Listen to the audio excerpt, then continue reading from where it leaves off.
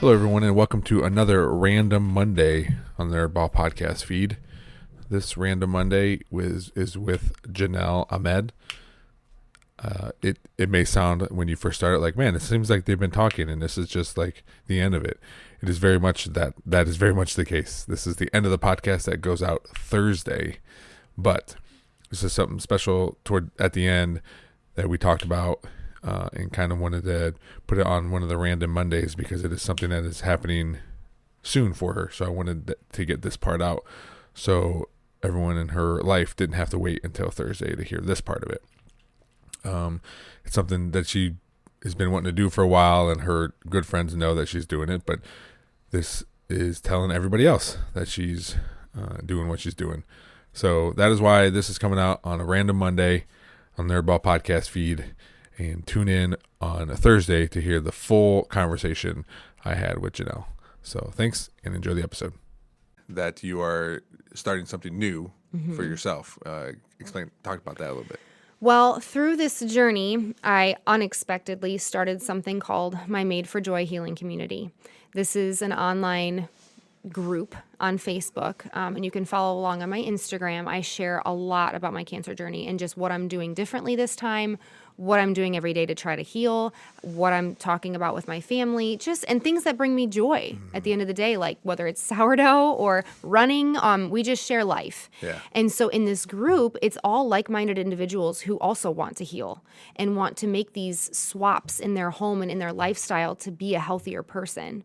So this could be something like swapping out different food ingredients, but it could also be swapping out plastic for glass. It could be getting rid of fragrances in your home, which can turn into hormones in your body. Just things like that we're all learning together, because I'm still learning every single day. I mean, just benefits of certain things and what supplement might be good for this person. It's been so beautiful. I mean, the amount of people in that group, and it has not stopped. It just keeps gaining momentum. Good. And it has given me purpose. It's been a beautiful distraction to what I'm going through. But it's, like I've said, it's given me purpose to the pain. I can't go through something like this and not do anything with it. And something that's really come to my mind lately is the word legacy. It's very hard for me with a stage 4 diagnosis and with what these doctors tell me, right?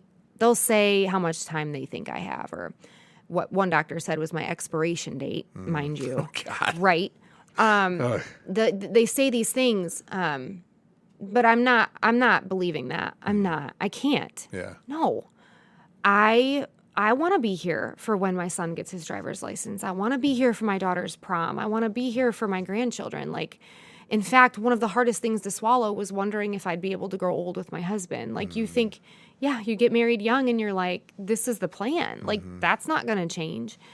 So our life looks a little different. But having that group has just shown me that I'm not alone, too, that everyone wants to heal. I was already, like I said, I was on a track to be getting stronger and healthier and really honoring my body for what it went through. So I just want to continue that. So it's, I challenged myself by signing up for a half marathon recently, and it was the greatest thing I could have ever done. I was actually, how that came to be was I was in the midst of waiting for blood work results, PET scan results, and bone scan results. I had thought it spread to my bones at that time, actually. So I was terrified, and I was believing for a friend who was sick that she would be able to run this Glass City Marathon. And when I was talking with her, I'm like, no, it's my turn. I'm believing for you. And then once we got done talking, I felt so convicted that here I was believing for her health and her healing, but I didn't have any belief in myself that I'd be able to do it. And that really, I sat with that for a couple of days and I couldn't shake it. I just felt convicted. And I said, you know what, God, I'm going to step out in faith and I'm going to continue to do these hard things, because that's what I thrive on, is challenging myself and pushing myself and having these goals and things to look forward to. So I thought, you know what I'm going to do? I'm going to sign up before these results come in, because I know after that, I'll probably chicken out. Yeah. Right?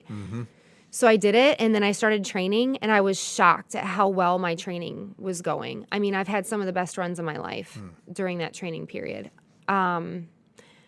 And for me, when I run, it's therapeutic and it's my time to talk to God. And I felt like there was so many times where it was healing while I was out there running. just little things like comparing, being out there and running and going uphill and thinking, gosh, this is so hard. This is so hard. Why do I put myself through this? Why am I running these hills? Only to realize that there was a downside too.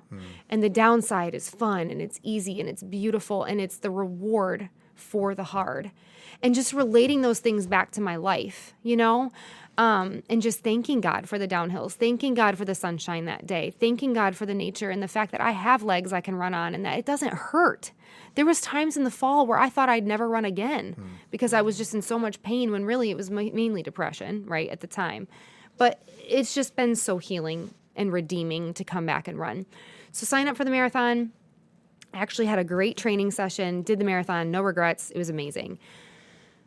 In the middle of all of this craziness, I was sitting down with some friends and we were talking about dreams and things that because of this diagnosis, I've had to give up. This was such a hard conversation. It's very hard for me to look into the future and imagine things anymore. And one of the dreams that I had let go was becoming an indoor cycling instructor. Because like I mentioned before, that was something that I did before running. Yeah. I've always enjoyed it. I love music. I love music. I build playlists weekly, love playlists. So it just was something I was always interested in. And back when I was in immunotherapy, right after I completed chemo, I was going to do it. I was going to become a spin instructor. I reached out to local gyms, I think 4 or 5 of them, to figure out what certifications they required. Yeah. What do they look for in an instructor? I wanted to be ready. So I did all that and went in, took a few classes at different places, felt prepared. Then it got put on the back burner for other reasons. Yep. And so when I had told these friends that was one of my dreams, they stopped me right there and they were like, why? Why did you give that up? Yeah. Why don't you do that? And I'm like, I thought they were nuts because I'm thinking, I'm going to have so much fatigue with these medications. How could I possibly do that? They're like, but you don't know that. You don't know that. Step out in faith like you did this race. And I was just like, no. Weeks went by. I actually went to a dinner with Emily. And on the way home, we were talking about it again. And she was a friend. She's that friend that says, let's dream. Tell me all about it. Yeah. Big or small, tell me everything. I'm not going to, I'm not judging you. I'm not over here going to say, well, why didn't that happen? Yeah. Just talk about it. So I did, and I felt safe enough with her, obviously, to do so. I mean, we dreamt small, we dreamt huge, what this could look like. I just have all these ideas. And that night, I felt like God woke me up every hour on the hour. I just had more and more ideas. I started writing them down. I woke up with it super heavy on my heart, talked to my husband about it, and I said, okay, God, fine. I will send these emails, 2 emails to people, and if it is not meant to be, slam the door. I don't want to go down this path if it's not going to be worth it. I just don't have time. I just don't. So I sent the emails. Within the hour, I got a message back from one of the gyms that was like, yes, I remember you. You'd be a great asset to our team. Let me know when you finish the certification. I'm like, oh gosh, okay. And that's just kind of what happened. It snowballed. Went on the certification website. They were having a sale that ended that day. I just was like, okay, I guess I'm going to do this. My husband, after talking about it all day, we came to agree that it was worth trying. Got the certification, started studying. We went to Florida, studied the whole time we're in Florida. And on the last day, I unfortunately did not get to fly home with my family. A whole scene of events happened. I heard about it. Oh, it was awful. I'm sure you did, actually. Yeah. Yes, you did at work. So it was awful. But on the positive, I had 5 hours of uninterrupted time at the airport at 5 a.m. Yeah. Unfortunately, I had packed away all my study stuff in my check bag, but I thought, you know what, God, you know my heart. I'm going to sit here and I'm going to take this test. What's the worst that could happen? I fail and I pay to do it again. Yeah. I'm going to do it. I did it and I passed with a 94. It was 5:30 in the morning. I'm sitting at my gate, my knees are shaking. Yeah. I'm so excited. I just wanted to run laps, and nobody knows, nobody cares. I'm by myself. Shoot. But especially at 5:30 in the morning. Yes, exactly. Yeah. But it was just the perfect time to do all of that, and so I sent an email that day telling that gym hey, I passed. I don't know what that means. That was on a Friday. Went in on a Tuesday. Took a class, chatted with them, got hired on the spot. Nice. I started doing some practice classes, and so the big news is that I'm going to be teaching indoor cycling. That's awesome. crazy. And I can't wait to bring all my friends in and just show them. I mean, I have ideas for bigger things too. Yeah. I mean, I think that it's all about honoring our bodies and healing too. And there's a way to do that while we're working out and while we're on a bike. So yeah. Where can people catch your class then? Ooh, right now I will be at St. James in Sylvania. Okay.